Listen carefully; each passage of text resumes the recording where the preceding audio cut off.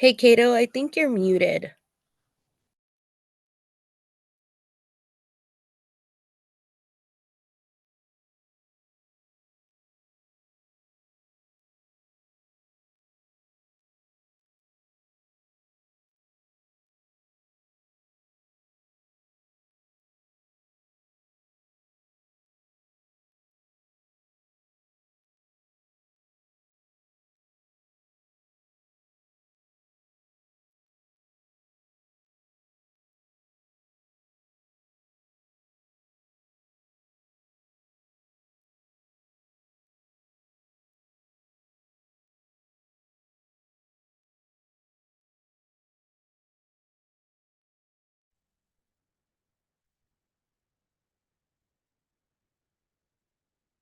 Test 1, 2, 3.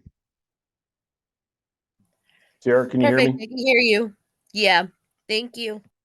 Okay. All right, sorry.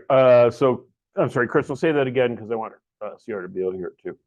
Oh yeah, I was saying it kind of feels like because there is an increase in inventory compared to what we were seeing in 2021 and 22, that it's kind of back to going to work, especially for buyers, because just looking through their searches, those auto emails, like they are getting bombarded with the properties, right? So I think a healthier market for buyers. And the good news is it is like they have more options. And then the part for us is just making sure we do our follow up. It was different when there was only one house for sale in a neighborhood, right? As the agent. All right, so what I heard there is, as a realtor, I got to make calls. Okay, but we make more money too. So, okay, got it. Now let's go make lots and lots and lots of money and take care of our clients.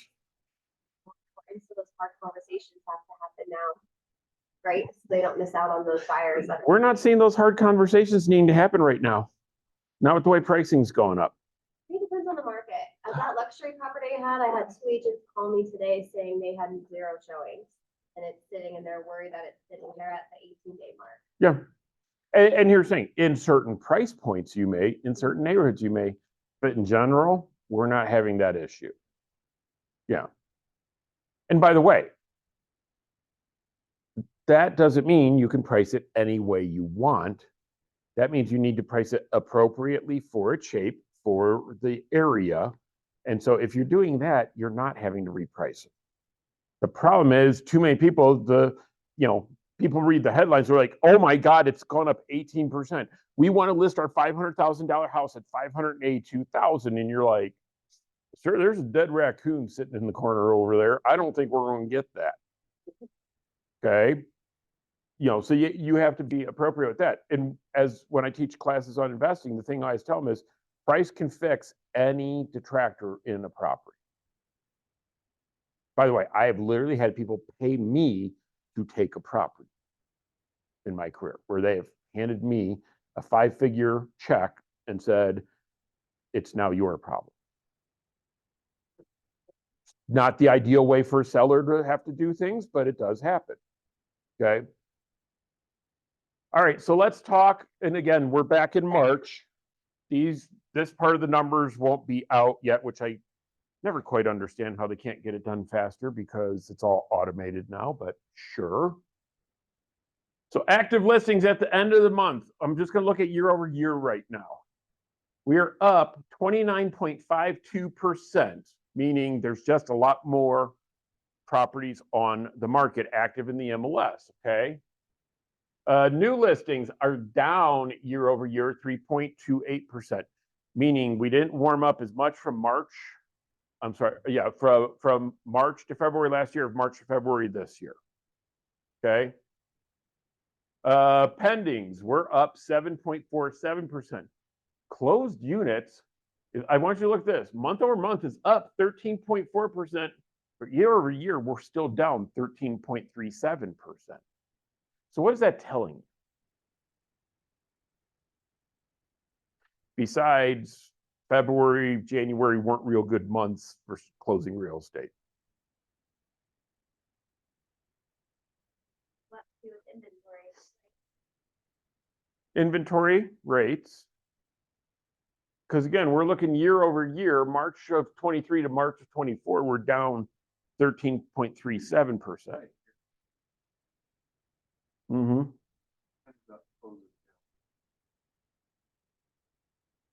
What are you seeing in that though?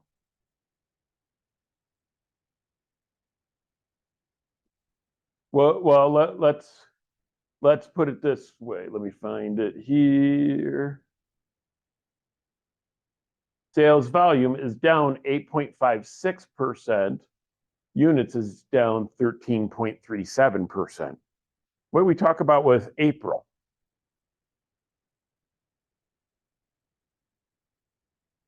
We talked about that the sales, the volume was up while units was up more than the units, correct? Can't talk today.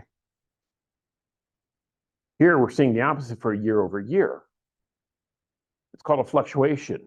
Literally, the market did this in a year's time. Not bad, but it's just understanding what's happening there so you can look at your clients and say, listen, I want to show you something, Mr. and Mrs. Seller, because this is what happened in the last month with our volume and our unit.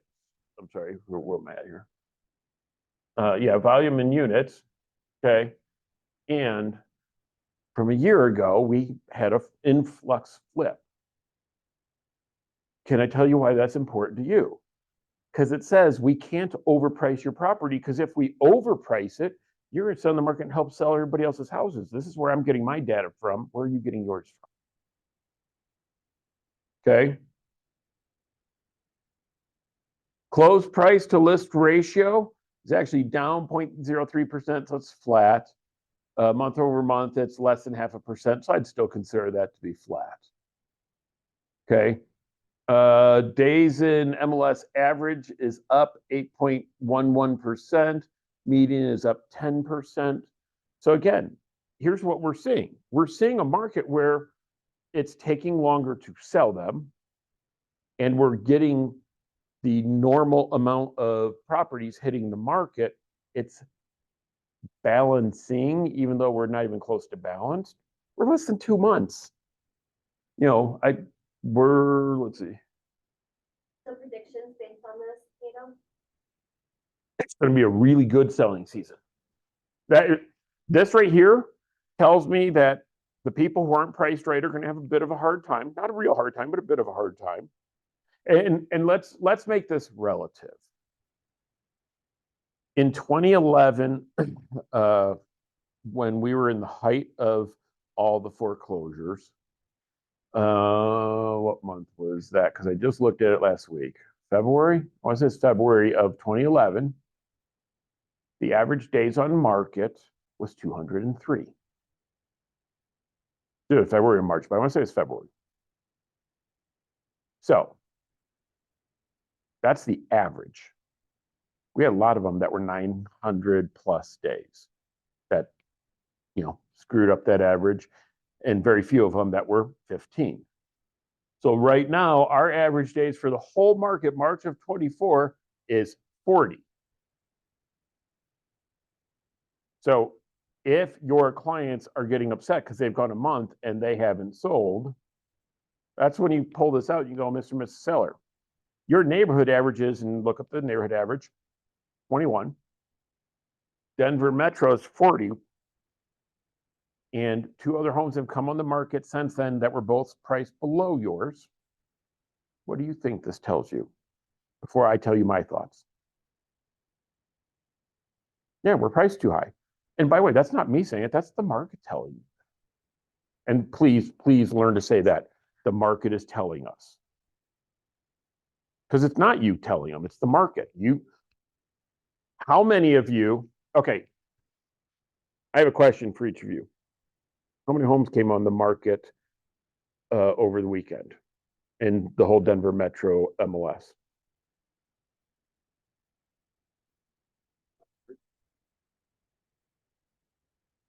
Just basically since Saturday morning.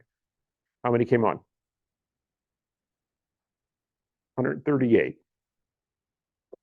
Do you know how I know that? I have it set to send me an email every morning to tell me these numbers. Now, and I'm going to sound like I'm scolding you, and I'm not. If you go into a listing appointment, I go into a listing appointment, who's going to get it when I can nail this stuff off the top of my head? And by the way, you know how you set, what do you want to say? And you can tell I haven't had lunch yet.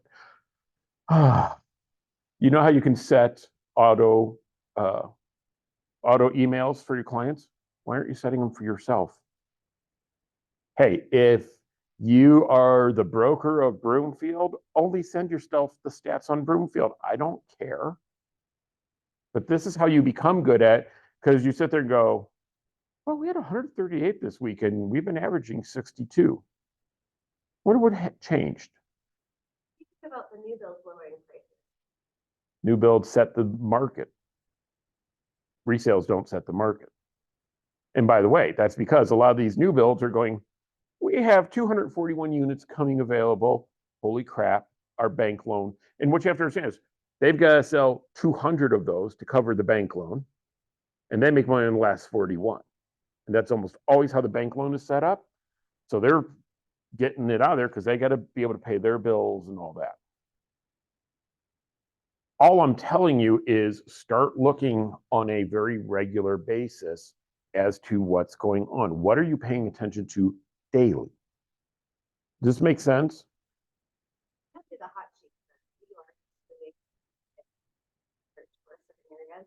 Mm-hmm.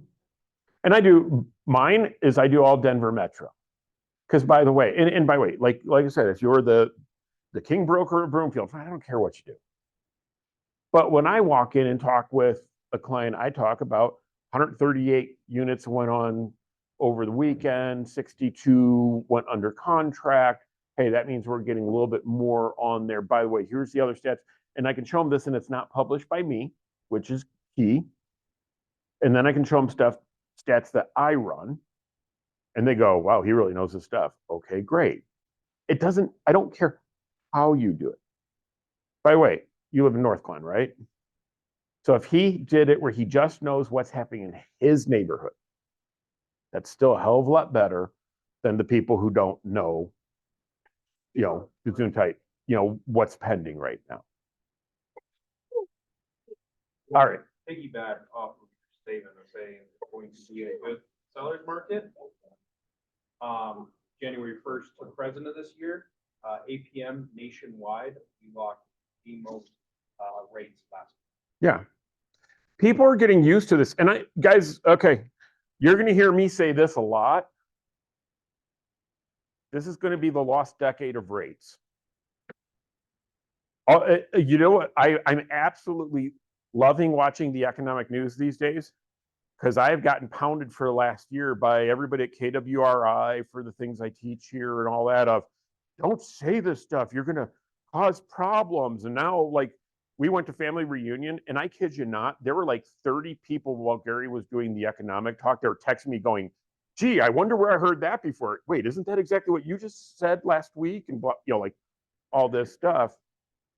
Hey, wow, here's a wild, crazy idea. I'm not a pundit idiot. I just actually look at, what's on paper and say, here's what's going to happen. The Fed, I'm revising. The Fed is not going to drop rates at all this year. They can't. The PCE numbers came out, not good. In the US, you have to be a natural born citizen to become president. Therefore, I'm going to say, let's find this guy. Let's ask him what cabinet position he would like. And I don't care if you don't think he's qualified, let's get him in that cabinet seat, because I want you to watch this. It's about a 2-minute video. Oh, and let me share my screen.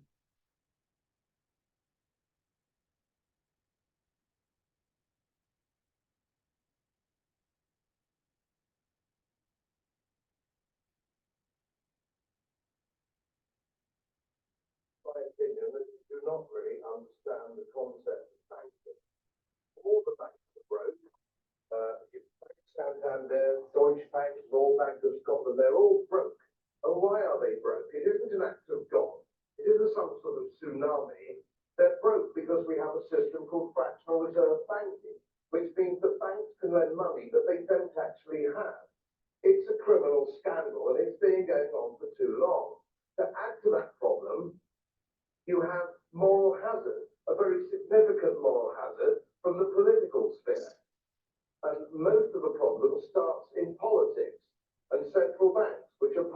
same political system.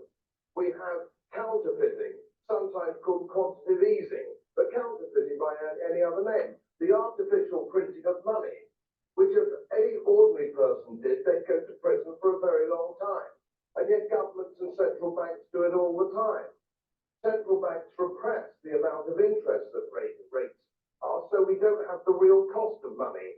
And yet we blame the real retail banks for manipulating LIBOR. The sheer effrontery of this is quite astonishing. It's central banks. It's central banks that manipulate interest rates, Commissioner. And plus, underneath all this, we talk loosely in a rather cavalier fashion, do we not, about deposit guarantees.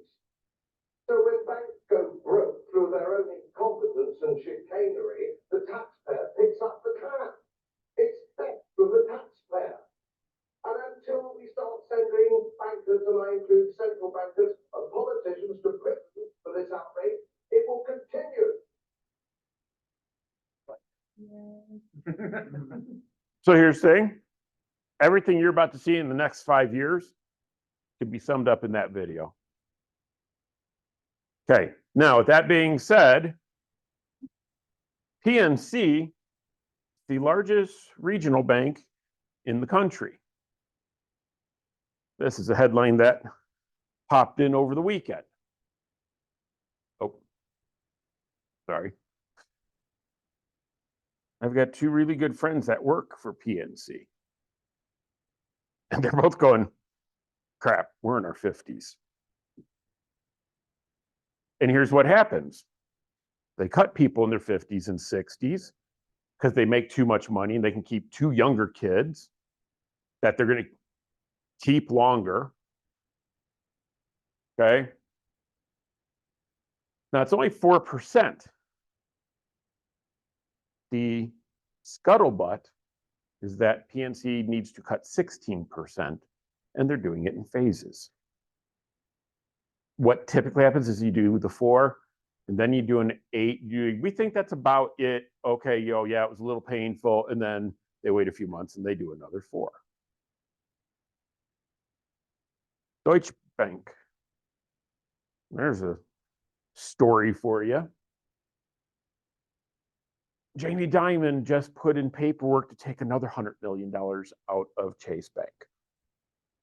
He's taken $300 million out so far. I think a little less than 300 million, just like 290 something. It's for tax purposes, he's divesting. Okay. If you see me start to sell off all my shares of this market center, you should be worried. Last year, I bought more. By the way, last year was our least profitable year in 20 years. And everybody went, why'd you buy more? I'm like, because I know where we're going. I know what we're doing. I know where this market is. And our share price went down. Duh, I bought more. So it's reading between the lines as to what is going on with some of this. Who was that guy? I'm interested in the video. He was part of the Australian legislature. I haven't found his name yet. But did you notice how some of the people there were looking a little agitated as they were panning the camera to them? Because they're all going, oh crap, this is going to be on YouTube. Oh, my constituents are going to see this. And I'm like,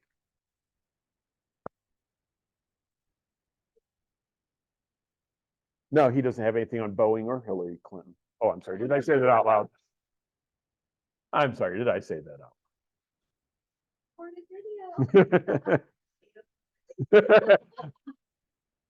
Can I at least be dumped in like an island somewhere?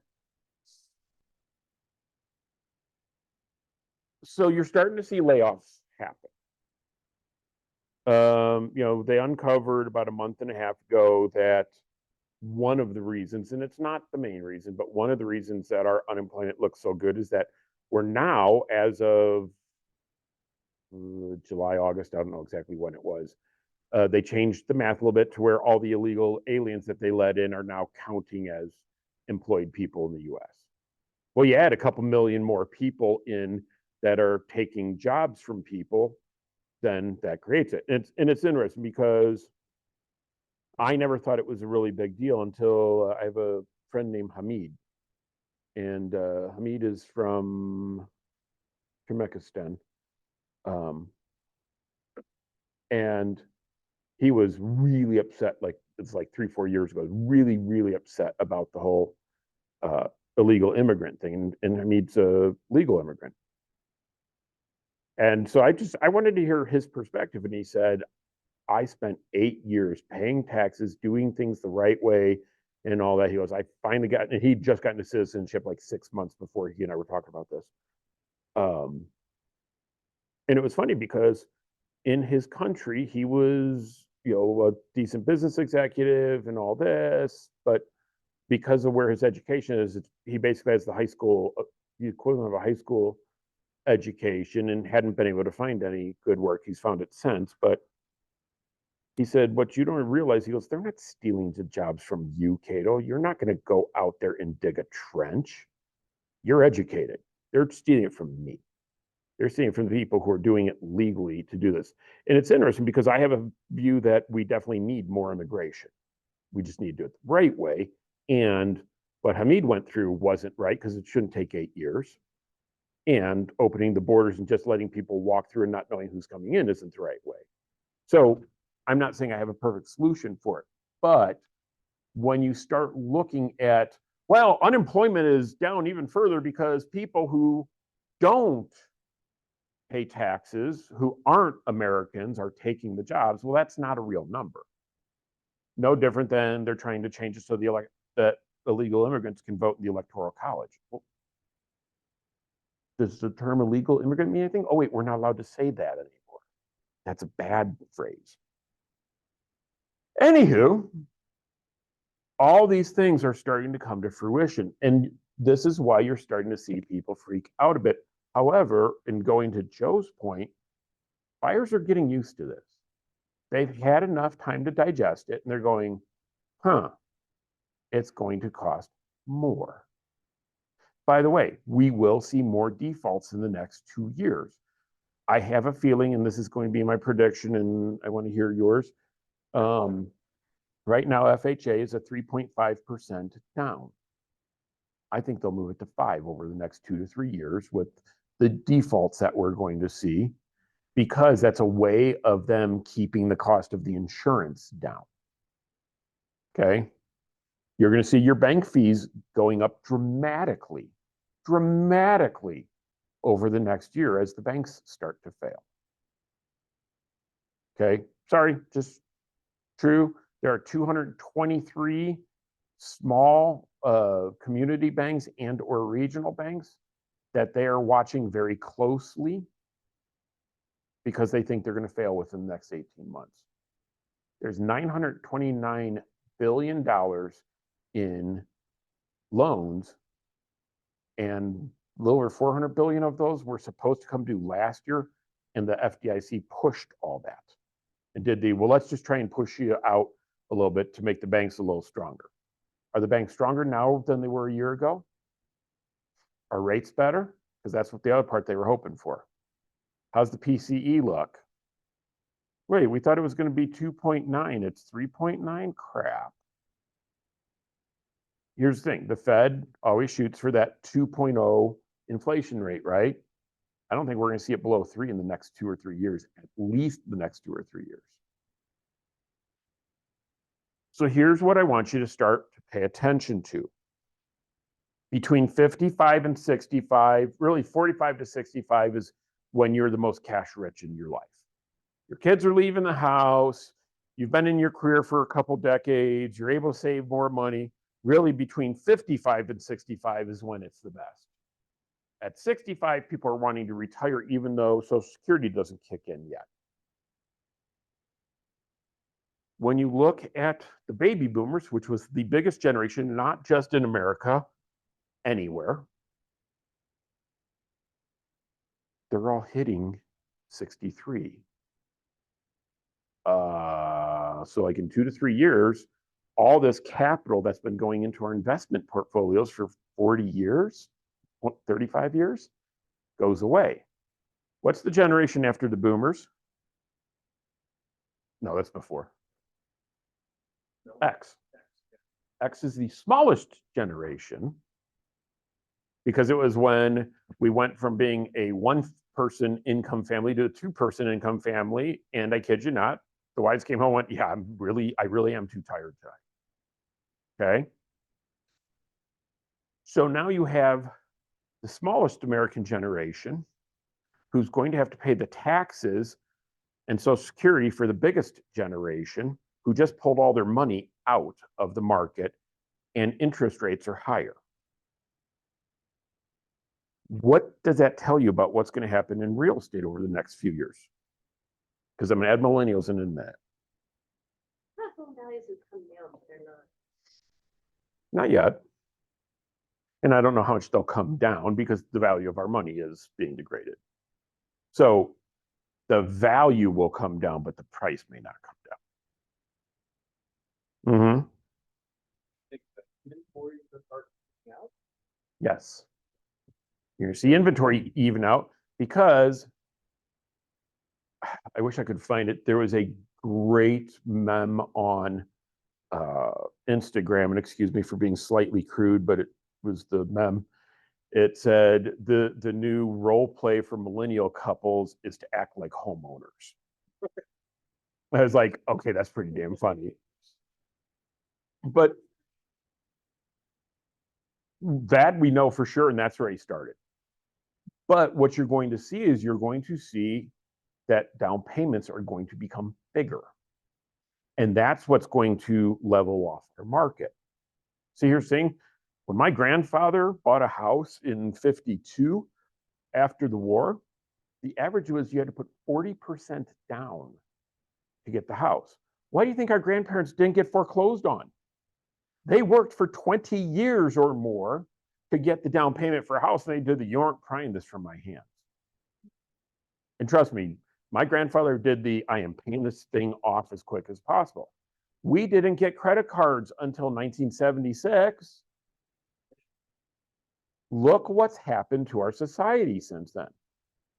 I'm sorry, and I don't mean any disrespect to anyone from any culture. Slavery is alive and well in America. It's hidden its debt. So what happens to all these people when this economy turns and layoffs go, and all of a sudden they go, oh. What happens when their loan is with PNC, their job is with PNC, they get laid off? You think PNC is going to be like, you're a former employee, we're going to let you float for another 6 months? I'm not saying the market's going to crash again, but it does do like 10 to 15 year cyclical downturn. So I would say this is coming into that in the next 5 to 10 years. It depends on what you mean for we're coming into this. I don't know what that means. Yeah, like the reversal of like your rent versus home ownership value.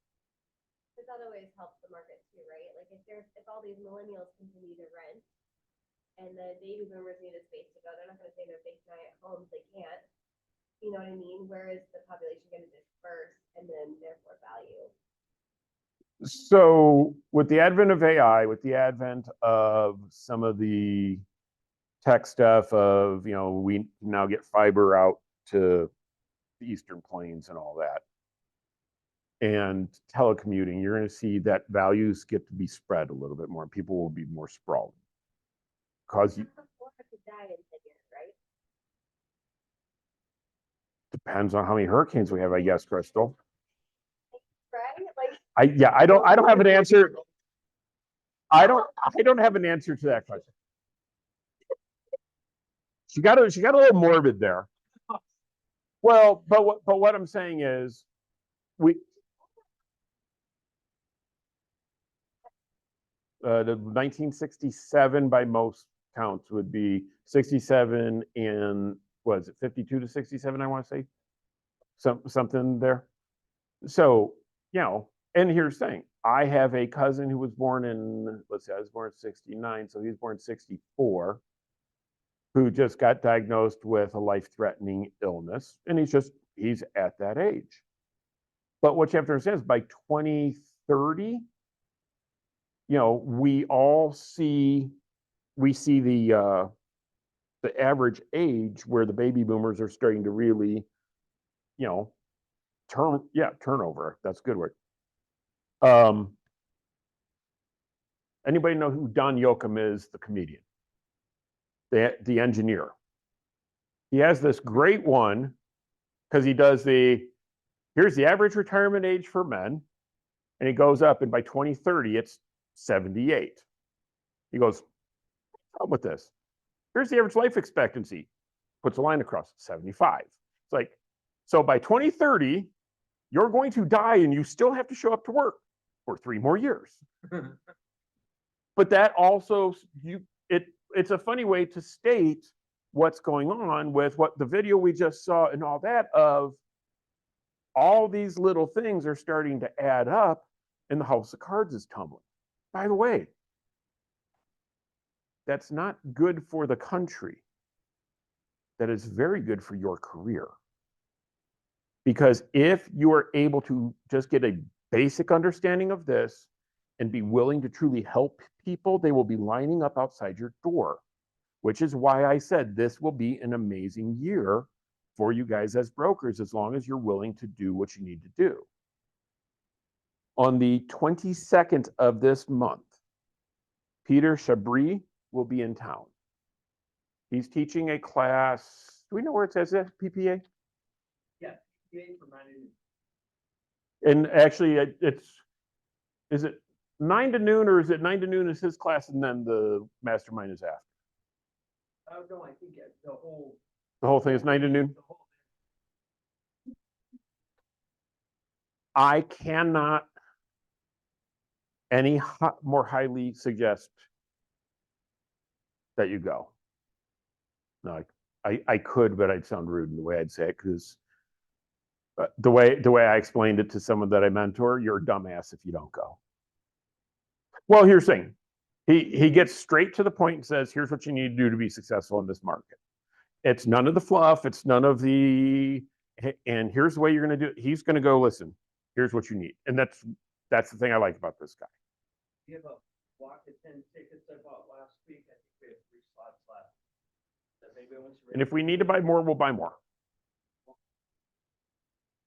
What I'm saying though is start keeping your eye on banks, start keeping your eye on layoffs. And that's what you should be talking to your clientele about and all that. By the way, so every week we're also going to give a theme call for the week for you with your clients. Ready? Hey, how are you feeling about the layoffs that are starting to show up? Is that freaking you out at all? Now ask it in a little more polite way than that, but not much more polite. And here's why I say that. Because half of them go, what layoffs? Well, go grab 3 or 4 of these headlines where you can send them a quick email. And by the way, this is great if you have their phone number, you don't have their email. Oh, give me your email. I'll send you a link to a couple of them. I'd just like to get your view on it. Because, you're in law. I'd just like to get a law professional's view on it. You're a doctor. I'd like to get the viewpoint from that, because I hear from lawyers and economists, but I'd love to hear, your view. Oh, you work retail. I'd love to hear the, everyday person's view.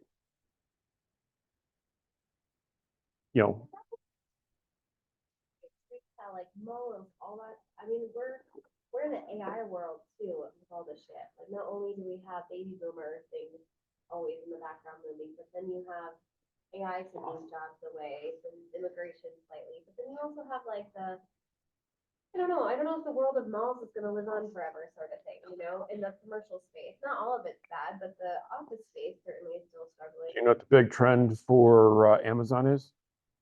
Building retail stores. Because people want to go, they want the experience. Here's the thing, Amazon's great, but if I need a part for a project I'm doing, I'm going to Home Depot. I don't want to postpone the project for 3 days for something I can go pick up for the same price 3 miles from me. Making sure those parts fit together. Yeah, absolutely. Here's the thing, when I used to teach all the time. If you wanted to know where the economy was going, watch hospitality. because we would stop spending money going out to eat, going to movies, going to shows, even going to bars some, and the bars would dip off and then they'd skyrocket. We can't use that anymore. Because after COVID, people are not willing to not go out in public anymore. So, and I'm being absolutely transparent. How many of you, if they say you have to wear masks again and sequester, will do it? Notice my hand sure as hell didn't go up. We'll never close the office again. Any of that crap. Okay. But society changed a lot with that. And by the way, changed somewhat for the better and somewhat for the worse. You guys know this whole NAR ruling, right? Did you know that in 6 years, we don't have to follow these rules anymore? Now, how long does it take to really change the habit of a society? 3 years. So, because that's what the judge imposed. But here's the thing, that doesn't mean you're not open to a new lawsuit if you go back to the old way in 6 years. So no one's going to, and the industry will have changed. What I'm saying is all these little things, we don't notice it, but they change throughout our lives. You know, when you were a little kid and you were looking for a Christmas present, what was your favorite thing to do? How did you go through and look at a whole bunch of things you could get? Sears catalog. Thank you. How many of your kids go to the Sears catalog now? How many of your kids go, what's a Sears? Okay. Sears did the, we don't have to change our model. We've been around for 100 years. Okay. Walmart is doing okay. Target is on the ropes. And I mean, Target is on the ropes to possibly close in the next year. Always is. Well, yeah, yes, but They're always on a day lap, but everyone's always in them. I'm like, what? It's like, I feel like it's No, that well, management there. yes, it is. Because here's the thing. Their gross receipts are good, their profit is terrible. And that's the whole thing is you can go into a store and this is one of the things I didn't learn until my 40s. You go into a place, a restaurant or something, you're like, they're always busy, but they don't know how to make a profit. And then they just get worn down. Or worse, and Scott and I both dealt with this because I burned a business out because I was too successful too quickly and didn't have the ability to take care of it. And I know he had one like that too. You're like, oh, I didn't know that was possible at the time. You know, you're like, oh yeah, overnight success. Wait, everything went away. I have no cash. What happened? Okay. All I'm saying is when we start looking at this is all good signs. But then you add this in, and by the way, PNC isn't real big out here, just the one I'm using today because it was in the news and it's the largest regional bank. What's the trickle effect when we come back to here over the next year? And then we talked about the baby boomers. How many of you are farming baby boomers with really large yards and wood, you know, trim and all that? Because I was just talking with my mother-in-law yesterday and she's like, are you really going to get up and paint all? I said, yeah, I am this time. I said, next time I'm going to have an aluminum wrap because I'm not getting on a ladder when I'm 70, 27 feet in the air. Don't have an interest. But right now, we've got other things we want to spend money on and it just needs to be done. So I'm going to do it one time. Hey, here's a wild, crazy idea. In my neighborhood, there's a bunch of 70-some-year-olds whose yards look like crap. And by the way, they don't want to sell right now, but they're one bad sickness away from needing to sell. Share a quick story on that. Over the weekend, talked with my dad, just my mom's health, right? And so we started having the conversation of what would it look like if you got rid of your huge house, gated community with all this stuff, right? Because all that stuff no longer matters. Mhm. And I was like, your happy ass could be living on the beach in an assisted living thing, so you and mom are covered. And as that progresses, there are things, and you just don't care. You don't have to. You just get to exist. And he gets to spend time with Scott's mother versus now I got to go cut the lawn. Now I got to go fix the roof that's leaking. Now I got to go. Now I got to go. That's a real conversation I have. So how many of you have called assisted livings to say, make me your listing arm for the people? Feels wrong. Why? No, actually, this is great. No, I appreciate that. So she just said she wants to, but it feels wrong. So why? Don't know, it's kind of Grim Reaper. predatory. Okay. Well, like I worked in nursing homes a lot in the past. So I see firsthand how Mhm. treated those people are. Now it's just an outside source coming in and Perfect. Thank you. You just fell into my trap. Okay. I'm going to ask you guys to be real honest here for a second. How many of you have ever gotten a contract in from an agent and what the frank was the first thing you said when you read it? Or who didn't do this? That's the person that's going to get that listing. I have the exact opposite view of her. If you don't go get it, you're the one who's actually causing harm to that elder person because you're not giving them a good agent who's going to protect them. Folks, here's the thing. And ask Scott.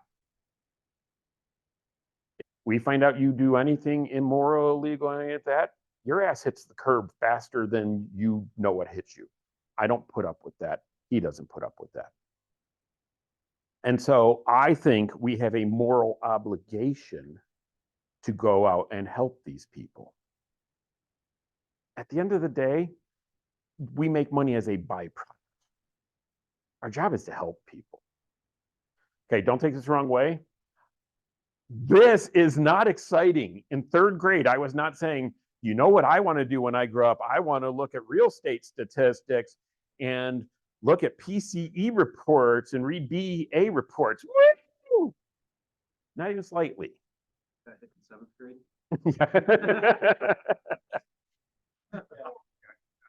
I wasn't very popular, Joe. Thanks.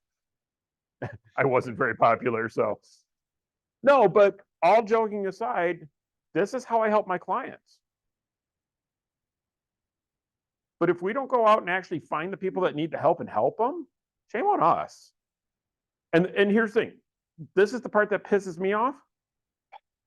I'm not making any money because I'm not making any money and these people are getting preyed upon. So years ago, I had a business that was struggling. And my father, and by the way, my father did not swear. I've heard my father probably say 3 swear words his whole life. But, I came in and I guess I was bitching a little bit. My father looked at me and said, can I give you some advice? And I'm like, sure. And I don't know, I was early 20s. He said, I'm only going to say this to you once. But I think what you need to do is you need to close down the business and just leave McDonald's down the way is hiring, go get a job there. And I looked at him like, why would I do that? He goes, because if you did that, he goes, I give you 3-4 hours working there before you quit, came home, got off your ass and did something about it. He goes, son, the only way to save your own ass is to get off of it. So quit bitching and go do something about it. Okay. And that's kind of what the moral of today is with all of this is if you're afraid to do it because you don't want to prey on the people, great, don't prey on them. Find out how you're really going to help them. And now go help 100 of them. You can go in and you can meet with a coordinator, and they'll tell you a ton of stories. You know that too with nursing, but you can work with a coordinating team and just say, sure, you have some resources, but I'd love to be a part of that, work with the families who may have questions. How can I do this? And then you can get behind and sponsor events or do luncheons or whatever you want to do to create the relationship. And then from there, you know, you gotta help a lot of families work through the harder stuff too. And I agree with you, Kato. If it's not me, it's gonna be somebody else I don't trust. Yeah. Do the right thing and they're taken care of. Plus, you'll earn the family's respect too. So it's a long life. And You by can't do anything better for your client than help one of their family. and by the way, who picks the elder care and the realtor who sells the house? The kids. So it's kids my age who are picking it for their parents. So you're connecting with them. So the other thing is you have to realize that you're helping their estate. Because when that money runs out, and it will, who's footing the bill for mom or dad? The kids. So when you go at it and I say, listen, let me tell you how we're going to get the most money in there and all that, and we're going to take care of stuff. Now, we also want to meet with your CPA so we can talk about tax issues because, you know, mom owns this house outright. We're going to be selling for $600,000. So we might want to look at you putting in a trust first and blah, blah, blah. And all, and they go, wait, what? And it's like, listen, it's going to cost you $4 or $5 grand up front to do all this, but it'll save you 50 grand in taxes. All of a sudden, those kids like you a lot more and they go to work and they're telling their coworkers about what you're doing and your business is growing because you're doing the right thing. Does this make sense? Love it thinking about properties to maybe go and farm that might do look like they're older because there is someone older living there. You know, like the rundown yards and stuff. That's a prime opportunity. You know, it'd be a lot more interesting. You also hit on a really interesting point too, the conversation about trust, right? Because trust is gonna allow that family for the parents' assets not to go into probate and all kinds of different other muddy situations and bills and all the other stuff. With a trust, any proceeds or any financial assets in that stay with the family, there's no skip, right? Stay consistent and you're in control of everything. But imagine being the person that not only can assist with sale of the, probably the most expensive asset these people have, right? But also the one that can help them steer those muddy waters that are coming. And that's literally, if you have clients whose parents are in their 60s or 70s, this is the conversation you should be having with them now. Hey, do you guys have trust? Okay, so Scott and I have a friend, his mother is one of my clients. She lives in Florida. I just became trustee of her estate. You know how weird that is? She has 2 sons and I'm the trustee now, and I'm going, okay. And it was just a conversation where she did I really need someone who can do this. And technically Jared who's our friend, is the trustee. And Jared went, I don't want it. I want you to do it. So he had the conversation with his mom and did just make Kato the trustee. And I'm going, here's the best part. I've never met her in person. I've worked with her for 15 years probably. Never once have we met in person. I only know what she looks like because I found an old picture on the internet of her. What about an attorney for probate? You know, like we should all have stuff referrals, right? Yeah. Always have to have. I don't know. You could do a better job of having those partnerships too. Why you think I've been building for this firm with other attorney firms? Right there. Remember Phil Braffin? Mhm. He outlived his retirement and he just couldn't die. And he was miserable. They owned a home. How many? He owned $400,000 worth of artwork that he had to part with that just broke his heart. Just because he didn't have anybody actually managing his estate. And Yeah. I mean, how many meals did you and I run over? Oh gosh. And checks from everybody and all that. All we're saying is stop thinking of yourself as the person who does a house transaction. Start thinking of yourself as the financial advisor for them on their biggest assets. Because does that not change the level of conversation? If you go in as the financial advisor versus I can sell your house. when you do the, oh, and by the way, I'm gonna give you a perfect example. My sister and brother-in-law, I've told you, are moving here. They're selling a 5-acre parcel in Chicago, 4,000 square foot house, tennis court, pool, lots of gardens, absolutely gorgeous. It was my sister's dream house. They're buying a, with the basement, 2,200 square foot, 1,100 square foot footprint Denver ranch on, I think it's about 4,300, no, I'm sorry, 4,700 and some change lot, 2 houses from Arapahoe in just a little old, I'm not gonna say rundown, but tired subdivision. What are they doing with the rest of that money? So that's the conversation we've been having of, hey, you got it tax-free. And by the way, my brother-in-law was a financial advisor, so he feels a lot better with a lot of stuff in Wall Street. Cool. Let's also talk about diversifying a little bit. And he likes to ski. How about we look at getting you a condo up in the mountains where it's a partial? I'll find someone else, you two buy it together. You rent it out some, you guys use it some, I don't care, but it gives him something solid. But it's a difference in the way you talk about it, because here's the thing, knowing all these stats, wonderful. You can do useless trivia. Yay. What do you do with it? Okay, partially useless. So I'm trying to get you to start thinking more strategically. How do you help more people?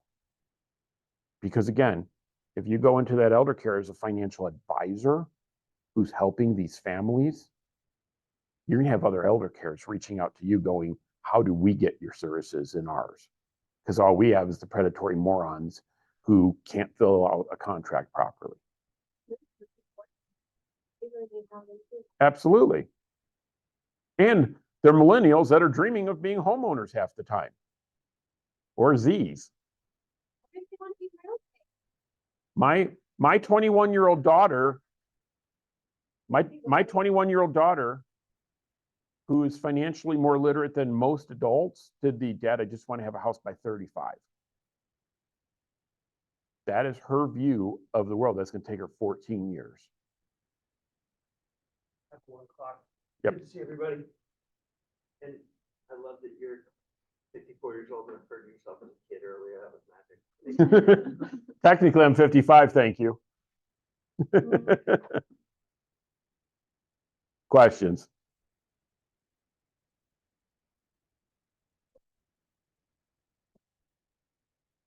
Go get a listing.